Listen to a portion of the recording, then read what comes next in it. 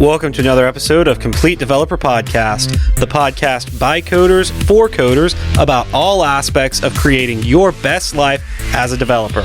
I'm Will, the accomplished developer and aspiring software architect. And I'm Beej, the journeyman developer, sharing my journey in development. Complete Developer Podcast is supported by listeners like you. We are now on Patreon at www.patreon.com/Complete Developer Podcast. Even the concept of a code review can make developers cringe. It's difficult to have someone else scrutinize something that you've worked so hard on, especially if it was a difficult task or you're really proud of your solution. For the reviewer, it requires diligence and a lot of extra attention to detail. In both cases, it takes time and can be a pain if the process and goals are not clearly defined. In this episode, we're going to talk about how you can prepare yourself and your team to both be reviewed and be the reviewer. But before we get started, Will, what have you been fighting this week? Well, I'm actually supposed to come up with a code review process at work. So that's rather good timing on this one. I'm doing that as I'm on multiple critical projects. And we had a publisher approach me about the book I wrote, wanting to expand it potentially and publish through them. So I'm juggling that. I'm trying to scramble and get stuff done before, the end of the year. Cause I've got 5 days left, 5 working days, and then I'm done until January 2nd. And so I'm trying to get stuff out of the way before then. I'm writing huge specs. I'm doing project plans. I'm dealing with bugs. I'm managing. I'm just all over the place right now. So yeah, that's kind of how life is at the moment. So how about you? Well, we're also updating our code review process, specifically for our API developers. That's sort of why this topic was on my mind when picking what to write for this week. Last week, I met with my lead developer, and she kind of tasked me with updating our reviews. Previously, we've been doing them as a team, and everyone came in with about 10 to 15 minutes of code to talk about and show us, answer questions, and then move on to the next person. We're trying to get everyone through in an hour, and yeah, it's a bit hectic, and we're trying to do it in a conference room. They replaced the projector in the conference room, and it doesn't work as well with Macs. Plus, it's got this tiny screen now, so it's really hard to read the code on the projector. It's a pain. And so she wanted to update the process, but wanted me to look into making these sort of online using something like Visual Studio Live Share, stuff like that, to do our code reviews. And also, she wanted to reduce the overall time of the meetings, so I have to spend more time on individuals' code while reducing the overall meeting time. Managers, what can I say? Yeah, that's going to be interesting. Yep. So who are you firing? I'm not an accountant, but I do think I can figure that math out. Now, on a less frustrating front, my life has been rather interesting this past week. I've been in my place for almost 2 weeks now, mostly unpacked, though I'm still working on the office and the spare room. Monday, my fridge stopped working. It was colder in my garage than my fridge. So I moved all of my stuff either to the freezer or the garage, and it didn't spoil. Thankfully, I was able to get someone to come out and fix it. The frustrating thing is I had done a bunch of grocery shopping Sunday night. So I'm like, really? I just spent a bunch of money on food, and now my fridge goes out, of course. That's life. Yeah, about the best you can do then is if you've got a ice machine is, dump some ice in a cooler and move everything into that. But Well, because it was so cold out, I moved it out to the garage, towards the garage door, and it stayed cold.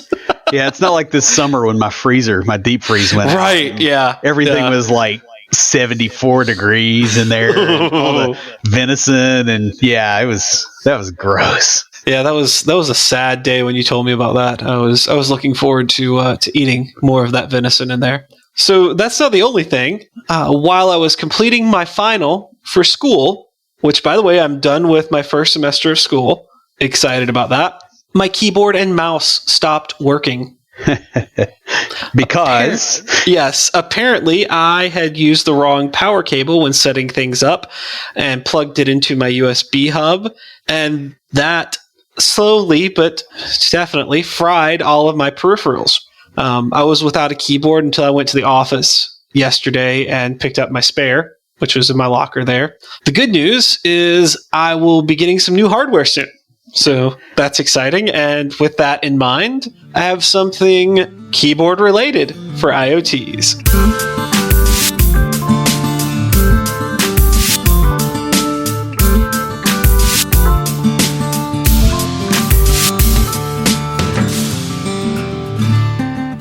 This week for IoTs, I have a smart keyboard called the DOS Keyboard 5Q. Now, this keyboard calls itself the world's first smart mechanical keyboard. The really cool thing is different keys on the board will change color based on a messaging system. So you can have certain keys change color based on the weather or your CPU activity or anything else that you want to receive notifications on your keyboard about. Like you have an email, so the 5 key lights up green. It's a neat concept. Could you rig it so that like when your boss comes in the front door of the office and like hits the RFID sensor, that it makes the escape key flash? Yes, you could. Because somebody will do that. Yeah, it that is actually very possible.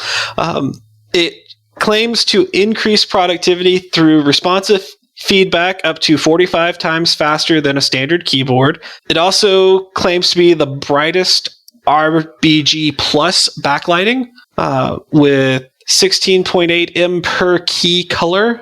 And it's also built to last with Gamma Zulu mechanical switches and an anodized aluminum top panel. So it's really well built. And it's also built for developers and hackers like Will with its own open RESTful API that you can use to program however you want and even connect it to other IoT devices. Though at $250, it's probably going to be on my list of nice to haves and not on my must have keyboard list. Yeah, the price kind of does that, doesn't it? Yeah. It really does. Who's talking to us this week? Well, we got an iTunes review from Max. It says, highly useful and relevant, an effective mix of senior and junior developers. They discuss and reflect on real issues devs deal with or will have to deal with. Since one of them earns a living as a Delphi dev, I feel a little less alone. I will clarify there, I do some Delphi. That's not my full time.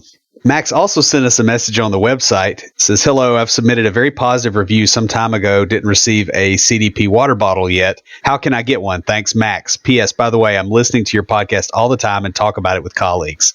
So we addressed this in the live chat, Max. But first off, I really want to say thanks for the glowing review. That's awesome. I'm jealous of both you and Will for getting to do Delphi. Pascal was one of my favorite classes in high school. But we've been getting this section of the show from our comments and questions on places like Twitter. Or email or, yeah. For a long time, we weren't getting any reviews, and so we kind of stopped looking at the iTunes reviews. I apologize, that's my fault. So I hadn't looked at them in a while. We've got quite a few that we're going to start pulling from. Also, big thanks for the follow-up. Will and I both respect the directness of your approach. Yeah, and it was really nice to get a prompt to go and look at iTunes because we didn't, like the first thing I heard about iTunes reviews was you, I think, yesterday saying that we had like 44 5-star reviews. And I'm like, I didn't know we had any. Yeah, it was slow growth there for a while with like friends and family members. The first 2 or 3, and then we started getting some other people, and it's really been growing. So thanks a lot for the reviews, guys. We're gonna, like I said, we were reading them, and then we went through a dry spell, and so now that Max sent us the email and said, "Hey, check these out," we've gone back and we're like, "Oh, the last few months we've been getting reviews and hadn't checked them because you hit a dry spell and you stopped doing it." Yeah, I mean, the operating assumption should always be these are two rednecks in a basement. What will two rednecks in a basement forget? Everything but the beer. Right. That is so true. Yeah. But Max, send us another message with your contact information because we do have a complete developer water bottle just for you. Now, I do want to take just a moment to say, since I have moved, it's a little bit more of a drive to get to the post office.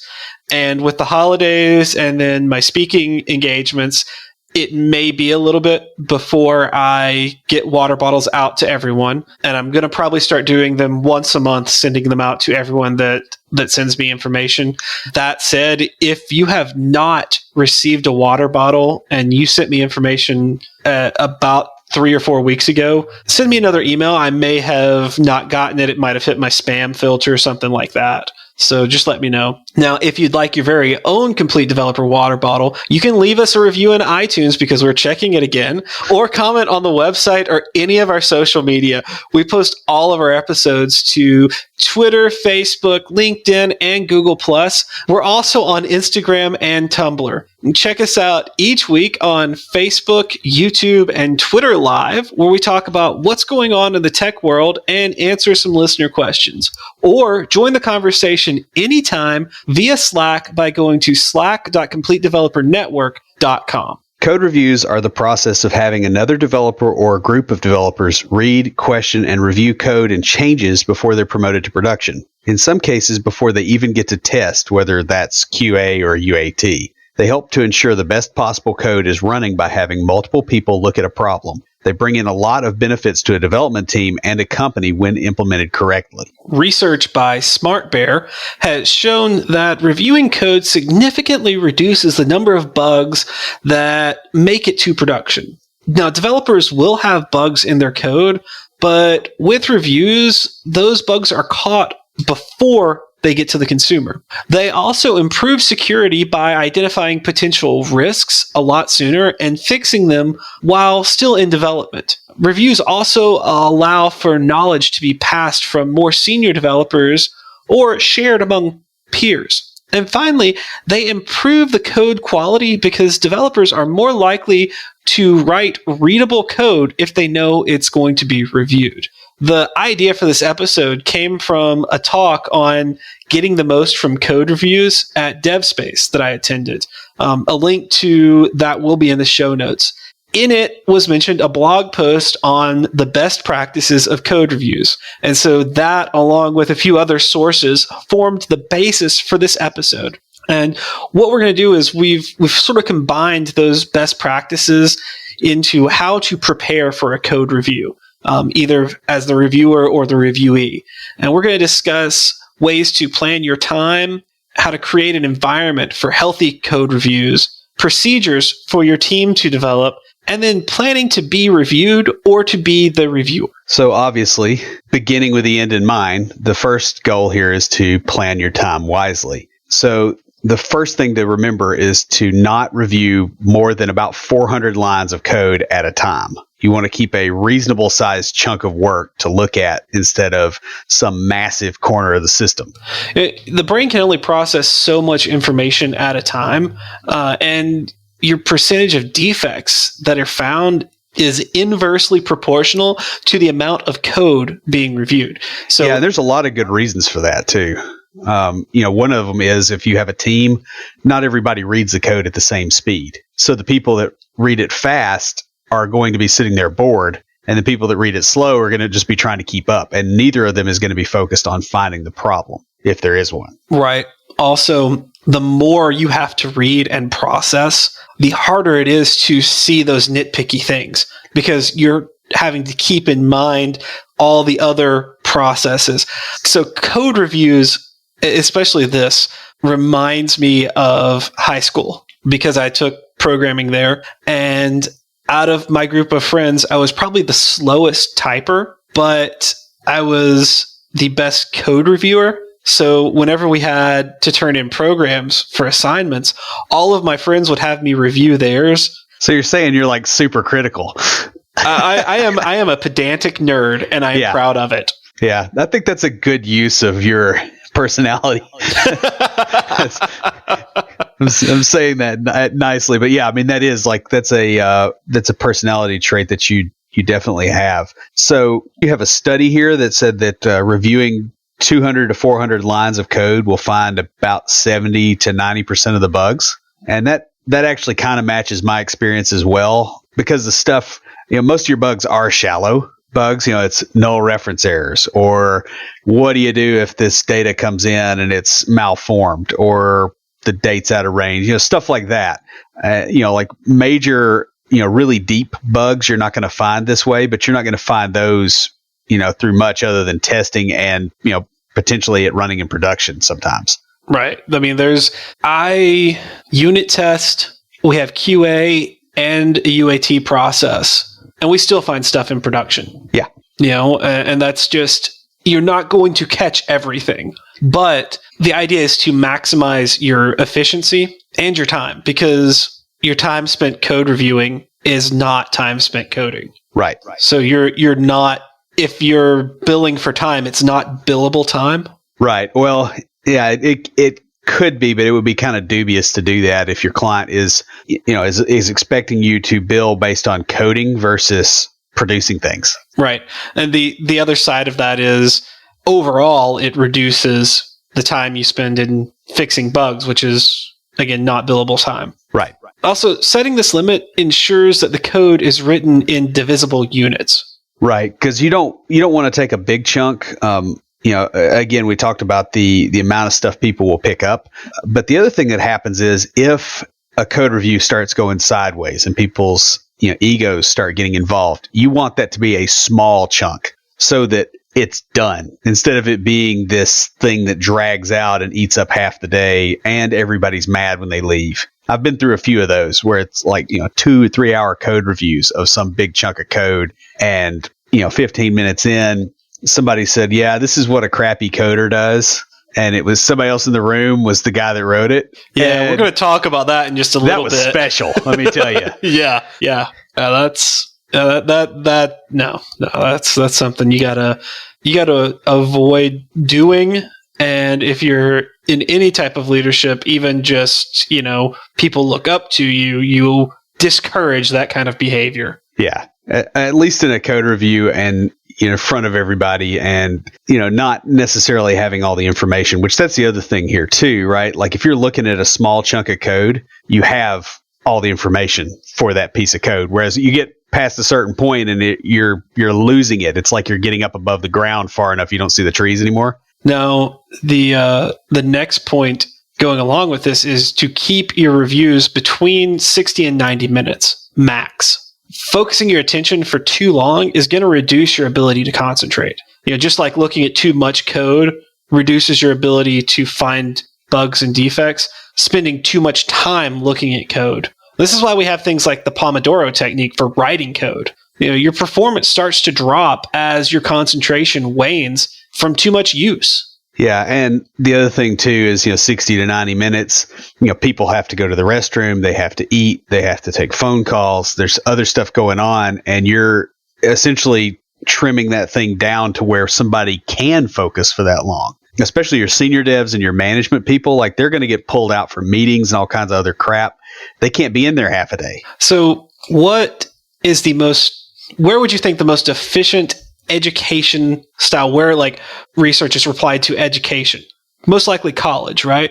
Right, because that's where all the people doing the research are. Exactly. So how long are most college classes?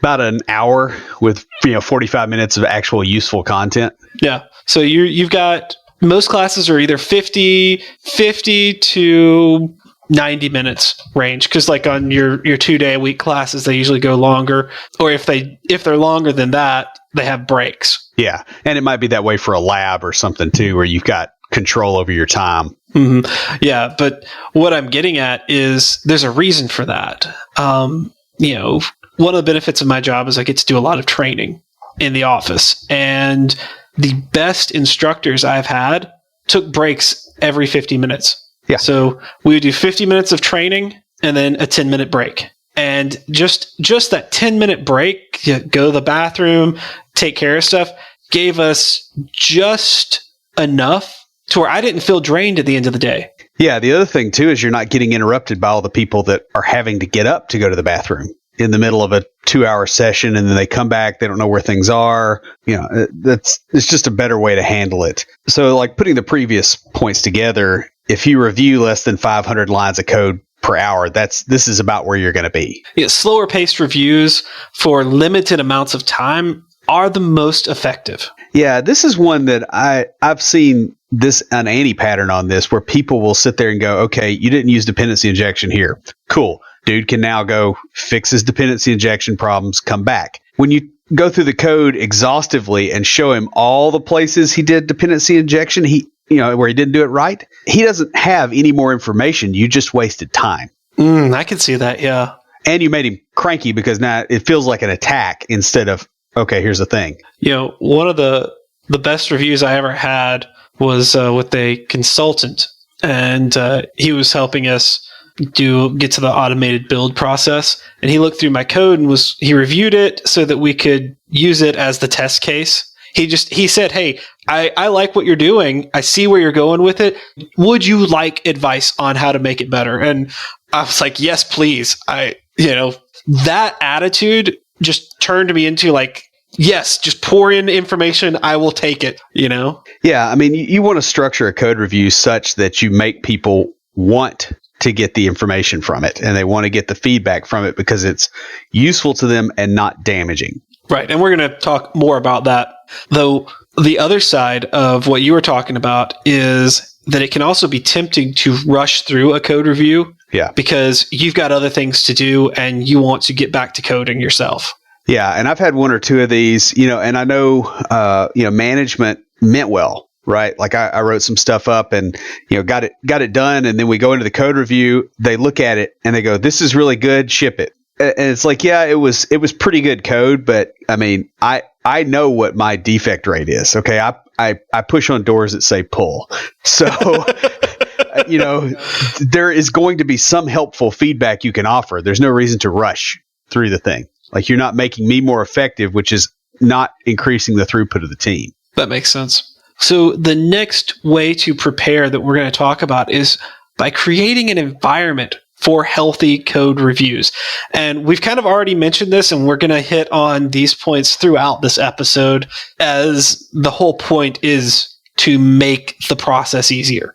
Knowing someone will be reviewing your code, it's going to make people work harder to write better code with fewer bugs. And this is called the ego effect. Your ego, it's going to provide good and bad feelings. So you're going to want to work harder to show how good you can be, but it's also going to take hit points for the negative things people find. And you want your own personal ego to be strong enough to withstand that, or to be separated enough from your code so that you see people criticizing your code not as criticizing you, but as pointing out ways to be better.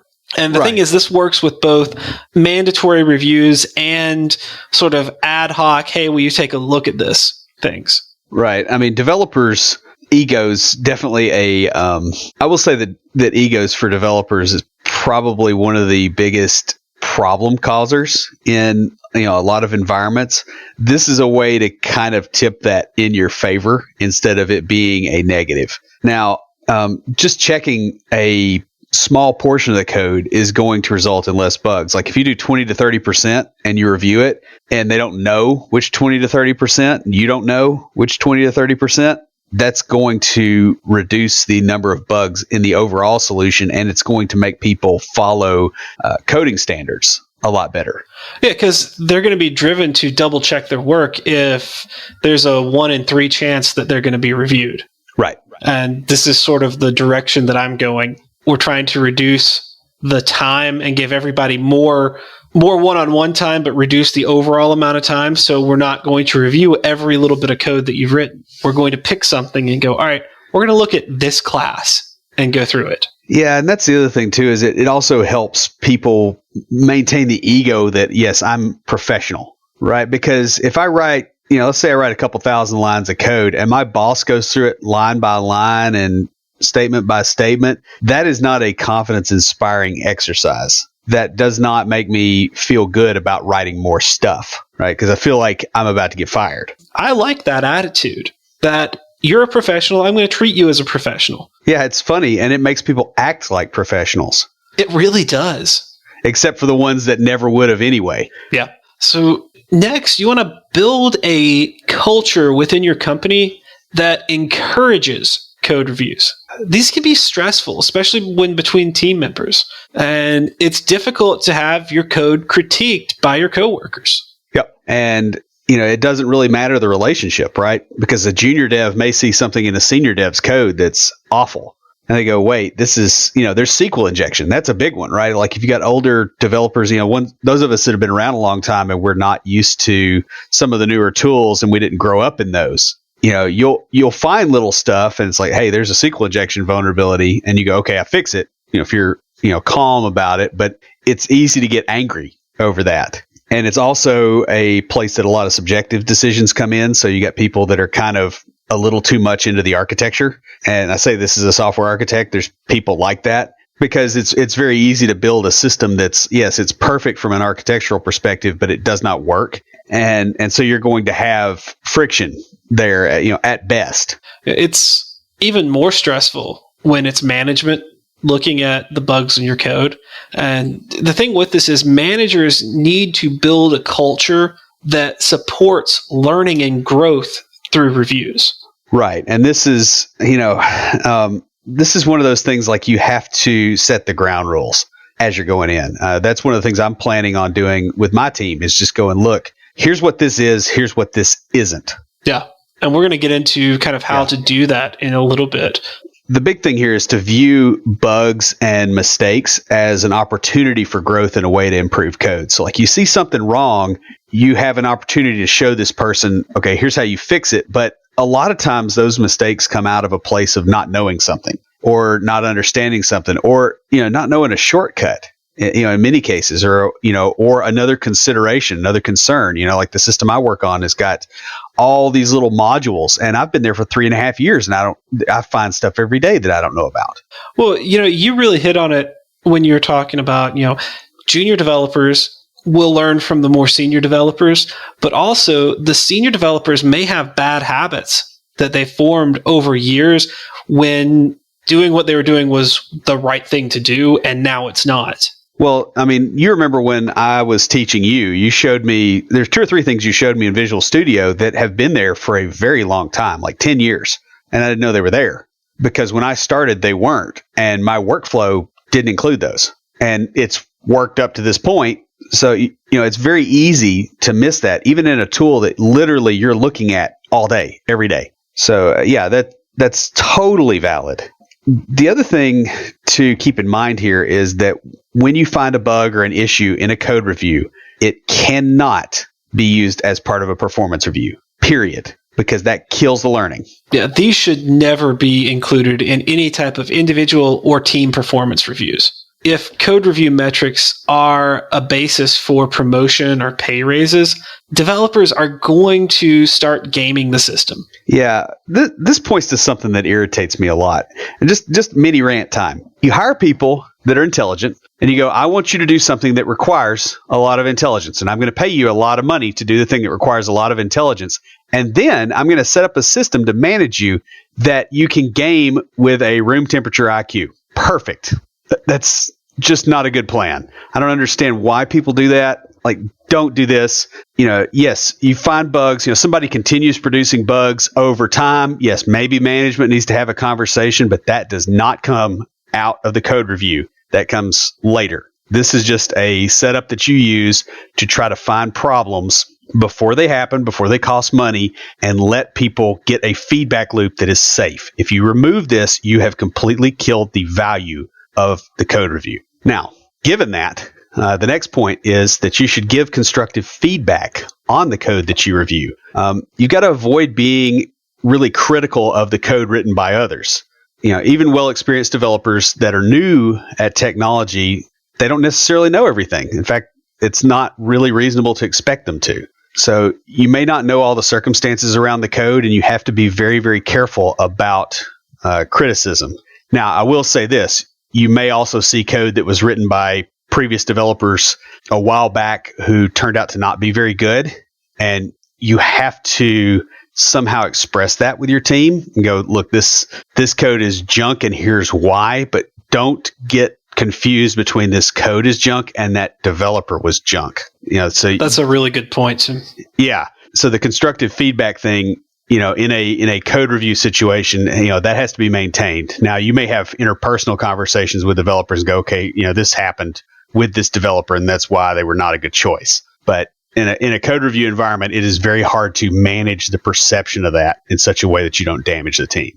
Yeah, and the longer that you're at a place, the more of that information you will have. Yeah.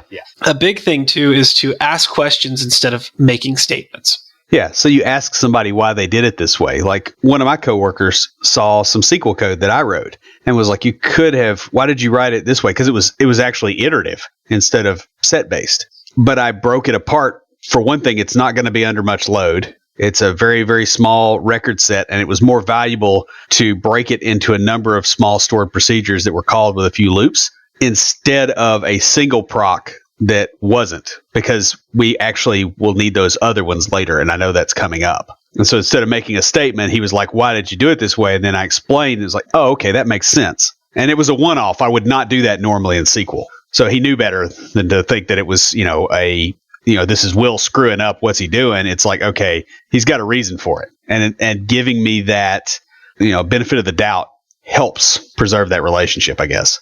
Yeah. I mean, this is why you go that direction, is because there may be things that you don't see or don't know about in the larger code base or in upcoming things, especially if this is not a part of the code base that you work in a lot. Right. The other thing is feedback should be given in person if possible. Yeah, so this means don't do this over email. Don't do this over text. It's probably not even a real good idea to do it on a screencast.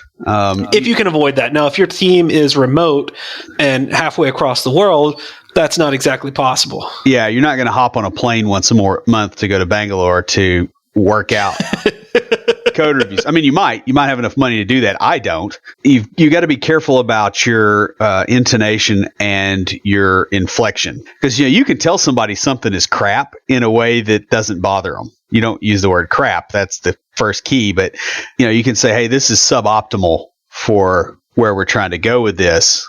It's kind of like the guy that asks you, do you want to know how you can do it better? Right. That was huge for me, because that showed me he respected me as a developer and a professional and was offering to help me be better, but wasn't forcing his opinion on me. Right. And I know, I learned from him how to be a better mentor. Like with you and I, it's different because, I specifically show you things and I tell you when I'm showing you, hey, I want your opinion on this. Yeah, well, that, and we both kind of know how the other one does stuff, right? Like, if I see something that, if you show me some code that you did and I say, oh, that code's nasty, like, you're not going to take that as, oh, my code's really dirty. It's messed up. I should feel bad about myself. I should go sit in the corner and eat wet cigarettes in the dark because my life is over. You're going to go, oh, yeah, I solved a nasty problem. That's positive. Yeah, exactly. Because that's the way I tend to say that. And unless you've got that kind of long-term rapport with somebody, you need to be in a situation where you can actively express that. And other nonverbal cues tend to get lost as well. And we had a whole episode on nonverbal cues that you can go back and listen to. Finally, under this, if you do not find a bug, then you need to approve the code, even if you have suggested improvements. Yeah, and this is a tricky one, right? Because what will come up on this, the first thing that a developer would jump out with is going to be, well, what if it doesn't meet the coding standards? Well, if it doesn't meet the coding standards, that's a bug. But also, start with the assumption that the developer is going to make the suggested changes. Yeah. You can only change that assumption after it's proven wrong. Second round reviews for suggested changes is not an effective use of time. So you got to trust your developer. Mm-hmm. So if you find a bug in their code, that's when you go, all right, go fix this bug, bring it back, and we will look at the code again.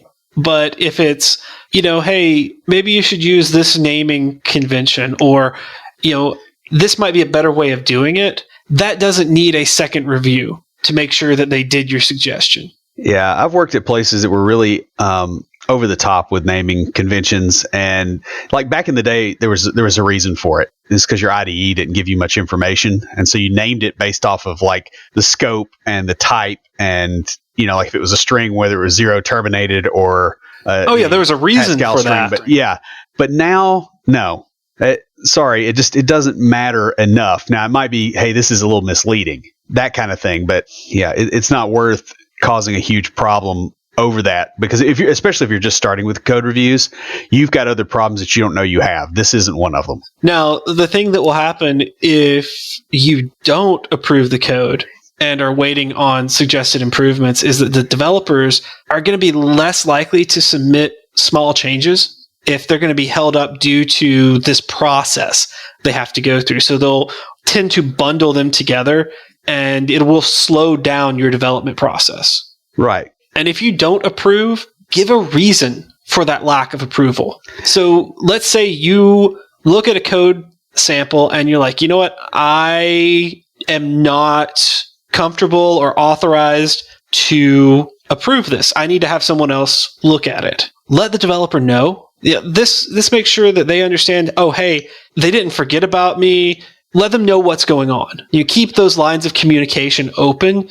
Doing so may highlight areas just in the overall process of code reviews that need improving. Yeah, it's a meta improvement. Now, given all this stuff, you have to create good procedures for the team so that you can actually have an effective code review. You don't want it to be a squabble session. The process of a code review should be simple and lightweight. It should not be some big, long document. It's like, here's 3 or 4 things. Here's what we're doing. Let's go. Because otherwise people are going to be resistant to wanting to even do it at all. Now, there's a lot of different ways to review code with peers and with lead developers. This can range from emails or documents exchanged to in-person conferences. I pretty much am always going to opt for the in-person because of what we mentioned before, but sometimes you're stuck. The best way to do this is in person, and then the optimal ways go down as you get further from in person. So like you have in person, and then you have video, and then you have voice, and then you have chat, and then you have email. Yeah. Or then you could project the code on like a drive-in theater screen and pull up in separate cars and then honk when you're angry at something. I'm sure that'll be productive. I want to do that now. Yeah, I know. Somebody's going to do that, and they're going to send us a video, and we're going to be like, oh, man, we did it. It happened. So reviews can be formal, one developer presenting to the group. It can also be done the other way. But like if we're doing it formally, it is going to take longer to review less code. Your process tends to get in the way of the actual review with these more formal reviews. A lighter weight review tends to take less time, and so you're able to cover more code in that given time as well. Now, before your reviews, you want to establish the purpose and goals of the code review as a team. So what are you trying to get out of this review? Yeah, and that's so that everybody's on the same page, because it's very easy for this to become adversarial if you're not careful. And so if everybody's expecting, hey, we're going to get together and we're going to look over some code so that we can kind of spread the knowledge among the team. In other words, we're trying to get rid of knowledge silos. That is a better approach than going, oh yeah, we're going to find the problems in this person's code, even though that's exactly what you're doing. But if you say it the other way, it doesn't come across as badly, and you'll actually be productive. Now, you will have some people that will bring their code in and say, here, find the problems in my code. Yeah. Because Will's kind of like that. I am too. I'll show him code and be like, find the problems. Well, and by the time it's gotten to the review, by the time it's gotten to review on a lot of the stuff I write, I have looked at it for so long, I'm not able to see it. It's kind of like that thing where you look at the same word over and over again enough, and you look at it and it doesn't look like it's spelled right, even though it is. It's that. The reason that you want to establish these goals and purposes beforehand is so that when coming to a review, developers, reviewers, and managers know what to expect. And they're also need to know what to do with the results of the review. So after the review is over with, does that mean, hey, I've got to go fix my code and resubmit it? Does that mean, all right, I've got to go work on this and then it's going to go forward? Or does it move forward and then I go back and make some changes? Or does it mean that, hey, I need to train my team better about this one thing? This is something that everybody seems to be getting wrong. Because this is managerial feedback too. This is a real good way to get that. Now, also, you want to determine how you will know that the code review has been effective. So you're going to need metrics on this. And a couple of metrics that I found doing this research were inspection rate. And this is the velocity that the review is performed, or the lines of code over time. Another is the defect rate, which is the number of bugs found over time. And then the final one that I found to be very effective was defect density. And this is the average number of bugs per lines of code. So we have 3 metrics here. You have time, you have the number of lines of code you cover, and then you have the number of bugs you found. And it's right. The metrics are based on those. And bear in mind what we said before about why this doesn't need to be part of the review process is because all 3 of those things can be gamed. That's why we said don't do that. Code reviews should be used for learning and spreading knowledge among the team. They're not necessarily really used for catching bugs, but you're going to find them. But that's not the point. Also, avoid using them to enforce styling rules unless that's become a big issue. Yeah, or if you're just trying to get them in place and the team kind of wants that. Like you could have a review where you're like, oh, hey, we missed this one thing. Here's kind of how we want to handle that. And you discuss it with a team and explain why. That's a good way to bring that up to the surface. So the last procedure to build for your team that we're going to talk about in this episode is to come up with a way to deal with bugs and other issues that are found in the review. So at this point, you've made your review simple and light, have established your goals and purpose, and this is, all right, what do you do after the review? How do you handle things that are found in it? And you need to create a process for the developers to follow if bugs are found in their code. And I'm talking about this as if you are a manager, but even as a junior developer, bringing new ideas to the team, I was able to influence it. I may not have had the final decision, but I could bring this, hey, we should do this, and then let management chew on it. And a lot of times the team will just kind of organically come up with a way that they do stuff. A lot of teams are not overly structured. And it's like, this seems like this worked pretty well. Let's all do this. And it's a conversation that the team has. Right. It's almost like your agile agreements stuff, or is it agile agreements or Kanban agreements?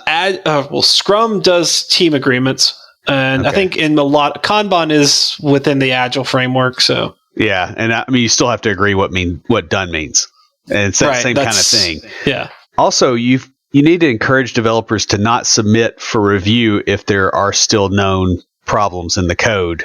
For the most part, because what you really should do is you should have another process off to the side to help them if they're struggling with code, because you don't want somebody struggling with code with the whole team looking. I mean, that's kind of bad from a personnel perspective, and it's not very useful for the team most of the time.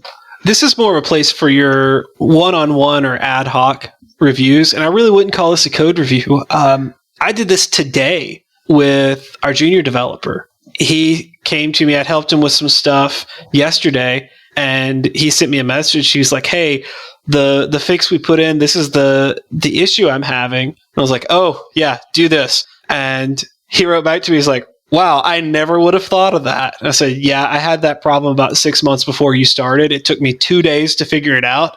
But now that I know, yeah, you get the benefit. And I think I sent you a message joking about, the junior developer getting the benefit of all of my pains. Yeah. Well, that's always the way it is, right? Like, we're all sharing the benefit of Admiral Grace Hopper's suffering. Yeah, it's so level, true.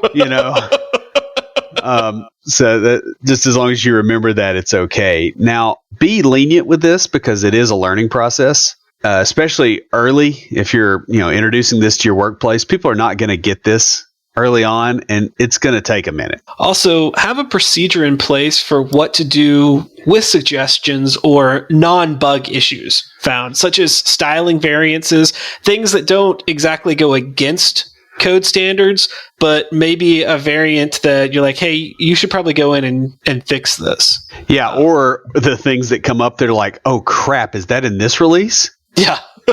Like you need to be prepared to handle that because it will come up at some point. Somebody will go, oh wait, but we're not on that version of SQL yet. We're not going to be on that till the release 6 months from now, and you're trying to push this out. Like you've got to have a procedure to deal with that kind of stuff. So now we're going to talk about how to prepare to be reviewed or have your code reviewed. First off, comment your code before the review so it's easier to read and understand. Now, we have our opinions about comments, though at this level, they will guide the reviewer through the code. This is especially important if you're making changes to an existing code base, because you need to note where you're making changes. Now, in newer or greenfield code, it's a little bit different. Use the comments to make it more readable. Yeah, and the other thing you need to fix too is stuff like variable naming, those kind of things where it is clear what's going on.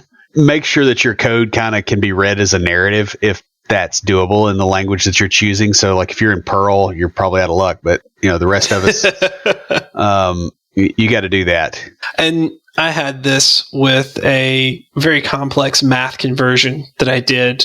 There are a ton of comments there, a lot more comments in that code than in most of my other code, just because what it's doing is so complicated. The other thing is that these comments can prevent unnecessary questions by explaining decisions or variances from standards. I do this even before we started doing code reviews. I would put those in there because I didn't want someone to come in 6 months later to add a feature or update my code and go, well, why did he choose to do this? Why didn't he do what we were doing back then? And there's a reason. Here's the reason. Now you don't have to come pester me. Well, and the other thing too is people will see that and go, wait, that reason isn't valid. There's that because you could be making a bad assumption. And so, having that right out front, explicit, gets it caught. Yeah. Instead of going, well, why did you do this? It's going to go, okay, I understand why you did this. Now let's have a conversation about that decision. Right. So either way, it's going to save you time. This also means making sure you're following set code standards. And as Will stated earlier, your variables and method names are descriptive. Use automated processes and code analyzers before submitting for review. So like if you've got JavaScript and you've got a linter, you go through there and you fix all the stuff that's going to kick out from that thing. Maybe some of it doesn't matter as much as others, but if your code is in a clean, readable style, that makes the code review process go more smoothly. It cuts down on misunderstandings, those kind of things. With it being a manual process, there's a lot of stuff that's going to be checked manually in code anyway, but the stuff that can be automated should be, so you're not wasting time. The whole point of this profession that we're in, by the way, is to use a machine to do the work of a human being. So you shouldn't be forgetting that when you are trying to do stuff as a human being with a machine. If it's an option to choose who your reviewer is, base that on what your goals are in having your code reviewed. So if your goal is to share knowledge or improve the skills of the team, then this is a time for a team code review. So I did this as a junior developer to teach the more senior developers who didn't have the experience in the newer technologies. Rather than saying, hey, you don't know this, let me show it to you, I would use the code review as a time to go, hey, check out this new technology that I implemented or I'm using here. This is how I solved this problem using this. And that way they got to look at it, they got to see it, and then question it without this junior developer going, you don't know what you're doing, let me show you how to do it. Yeah, come over here, old man, let me show you how we do things in the new millennium. That doesn't work. No, that really doesn't. And the other thing, too, is it's a great way to get buy-in on newer tech, is you show them what you're doing and you ask for feedback, but they're seeing all the stuff there, including stuff that they could use. Now you've got somebody with a whole lot more leverage trying to get that tech in. Reviewing with a peer will allow you to reinforce your code standards and practices, as well as look for potential issues. Now, they may see things that you didn't, coming from a different perspective. Right. And one of those perspectives, by the way, is stuff like unit testing. If you're in an environment that people don't do that, and you're trying to get coding standards in place where it is actually possible for people that want to unit test to do that, you're going to have to get that perspective across to those developers. And this is where you do that, where it's not contentious. And like what we've done here, just with this podcast, explaining stuff to other people requires a deeper understanding. It will make you acquire a deeper understanding as well. Yeah. Now, choosing a more senior developer to review your code can pretty much accomplish any of these goals. You can get them to help you find bugs and grow your skill set, or share their knowledge and skills. Or you can, as we talked earlier, share your knowledge and skills with them that they may not have. So that's sort of a catch-all, but it doesn't get as deep into them. The final thing we're going to talk about is preparing to be the reviewer. Yeah. And so being prepared means actually knowing what you're going to do.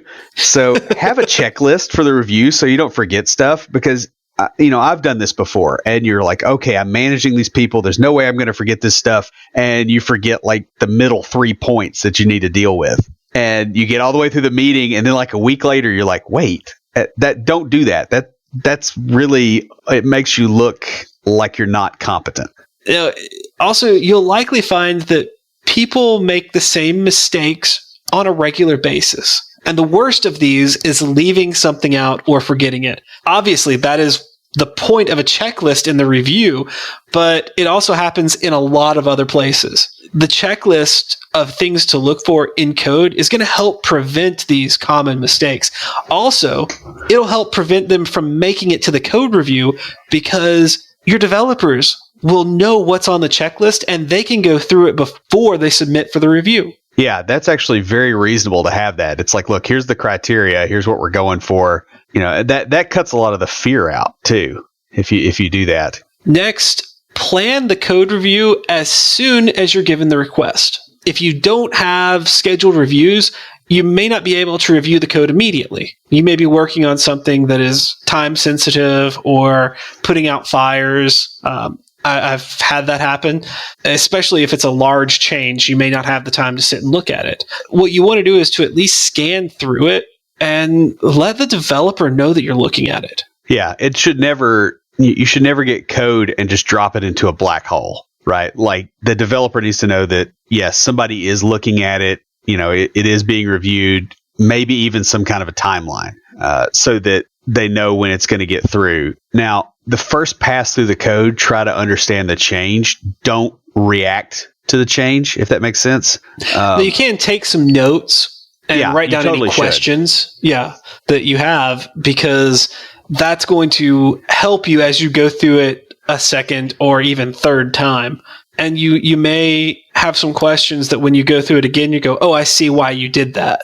And so you don't have to take up everyone's time with it. Right. And if you're reviewing it in an async fashion, like you're getting a document together, or you're getting an email together, be really careful about your emotional state in the early parts of it. So like, if you're looking at this and you're going, oh, this code's crap. He always writes crap. Why does he write this crap? Why don't we fire him? I don't understand why they keep that joker around.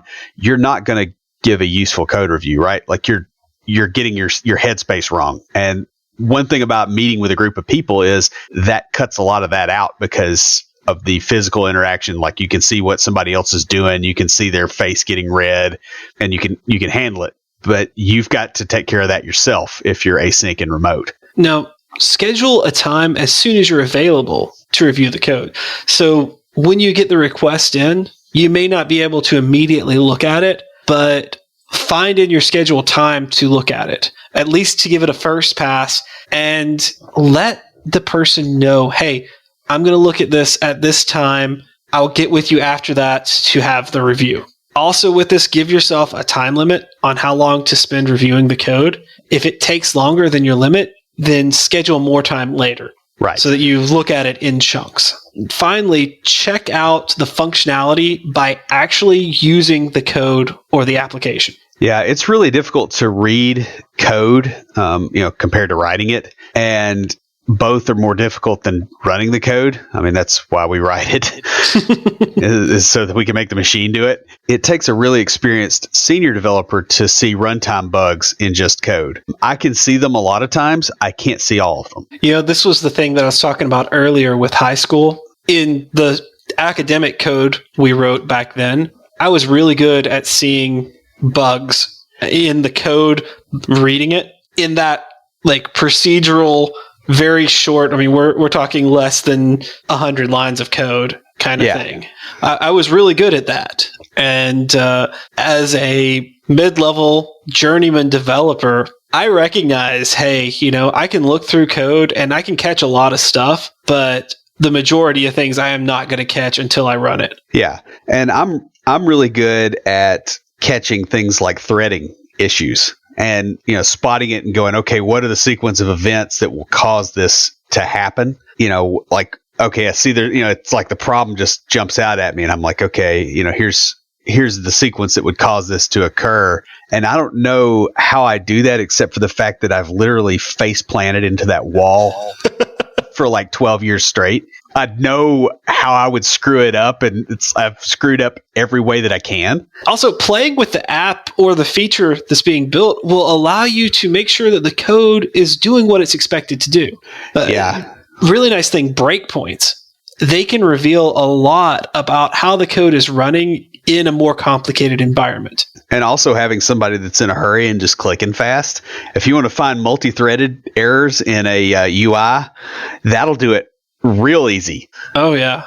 This will also show how the new code integrates with the existing application, whereas just looking at the code itself may not be as obvious. On a similar note, use the same IDE or a similar one as the developer when you're reviewing the actual code. Yeah, and the reason for this is that it makes things jump out at that developer. Like they'll see that in the review and they get that feedback and they can actually take it to where they came from.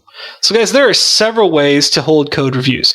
They can be a formal process that developers have to go through to promote their code, or they can be an informal process to improve quality. They can be one-on-one with a peer or senior, or in a group, or the entire team. There's also several different goals you can have for your code reviews. You may be the reviewer on one day and the reviewed the next. Whatever your team or management decides to use, these will help you to make the best of the review for whichever side you sit on. That pretty much wraps us up. Before we close everything out, Will, what do you have for us this week for Tricks of the Trade? Well, I just want to hammer on a point that we kind of made in this episode, is that you need to understand the difference between things that are worthy of being reviewed and things that are worthy of being penalized. There's very few things in a corporate work environment that you legitimately should go, yeah, I'm going to penalize them for this. I'm just going to drop the hammer on them. For the most part, if you set up a cooperative learning environment where people can learn from each other, that's going to work out better for teamwork. Most people are not really slackers to the degree that they're going to let their team down anyway. Use that, use love instead of hate, as it were. That's just generally a better way to run things, and it comes out in spades, especially in stuff like code reviews. So that's all I've got. Stand by for Titanfall. If you have a question or comment, please email us at neckbeards@completedeveloperpodcast.com. Our theme music is an excerpt from Stand By for Titanfall by Pure Bells, available on SoundCloud and licensed through Creative Commons. The intro music for IoTs is Hillbilly Hip Hop by Jason Belcher. For references, show notes, and to sign up for weekly emails with extra tips and insights, be sure to check out the website at CompleteDeveloperPodcast.com. You can also follow us on Twitter at CompleteDevPod and like our page on Facebook to keep up with news about the show. Catch us each week as we broadcast live, talking about what's going on in the tech world and answering listener questions. Learn more about all of our shows and groups by going to CompleteDeveloperNetwork.com, where you'll find links to Junior Developer Toolbox, Developer Launchpad, and our other communities. Thanks for listening. See you next time.